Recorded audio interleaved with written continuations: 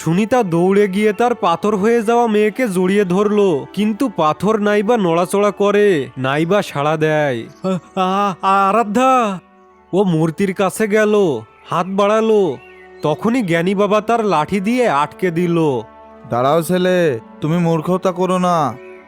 যদি তুমি এই ফুলটা স্পর্শ করো অথবা ওই ফুলে ছায়াও যাও, তাহলে তুমিও পাথর হয়ে যাবে। এটা কোনো সাধারণ মূর্তি না, কালো দর্পণের মায়া। আরে আমার আরাধ্যা, এ কি হাল করেছে তোর? আমরা তো তোর বিয়েতে পালকি সাজানোর স্বপ্ন দেখছিলাম।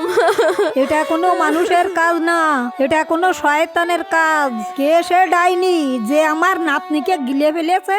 জ্ঞানী বাবা চোখ বন্ধ করে মনে মনে মন্ত্র জপ করলেন আর ঝুলি থেকে ছাই বের করে বাতাসে উড়িয়ে দিলেন।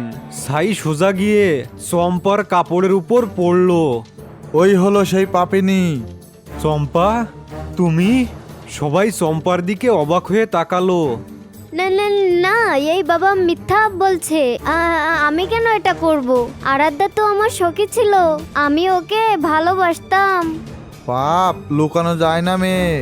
এই ফুলের সুগন্ধ তোর হাতের রেখায় গেথে আছে। তুই একে এখানে এনেছিলি, বল কেন করলি এটা? বল চম্পা, এটা কি সত্যি? তুই কি আমাদের সবাইকে মিথ্যা বলেছিলিস যে আরাধ্যা পালিয়ে গেছে? না কাকা, আমি কিছুই জানি না। হয়তো আরাধ্যা নিজেই কোনো ভুল কিছু করেছে। জঙ্গলে কোনো আত্মাও থাকতে পারে। আমি তো হঠাৎ মূর্তির হাতে থাকা ফুলটি লাল উজ্জ্বল আলো দিতে থাকলো, যেন চম্পার মিথ্যা সহ্য